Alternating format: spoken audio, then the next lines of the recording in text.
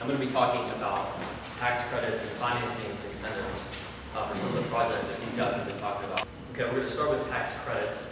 The second thing we'll talk about is financing, but we'll start with the tax stuff. And I just want to start, we'll talk first about what a credit actually is for tax purposes. I think the easiest way to explain it is a tax credit is if at the end of the, like you get done doing your tax return and you owe the IRS $2,000. If you have a $1,000 tax credit, you now owe the IRS $1,000.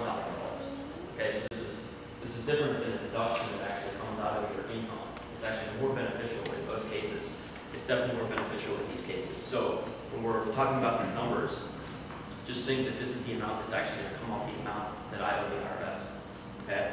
So we'll start with the federal tax credits, and they're broken out between two different categories of projects. One is renewable energy systems, and the second, which we'll get into, is energy efficiency. Okay? Renewables. This tax credit is equal to 30% of the cost of putting a renewable energy system in your home. Okay, so if you go out and put solar panels on your house, 30% of the cost associated with that, including installation, comes out as a tax credit. There's no limit to how much this can be. There's a different standard for fuel cells. It's you get it. There's the 30% of the cost, but there's a cap on it, and that cap is, you'll see there, it's up to $500 per every half kilowatt of power capacity that fuel cell can generate.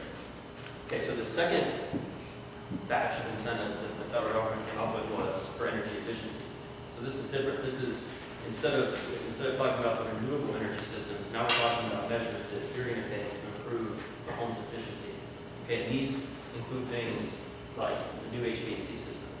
If you have someone come out and do new insulation to improve the efficiency of your home, roofs, water heaters, windows, and doors, these are all included. Okay, and the way this credit works is that it is equal to 30%. Okay, but it's capped at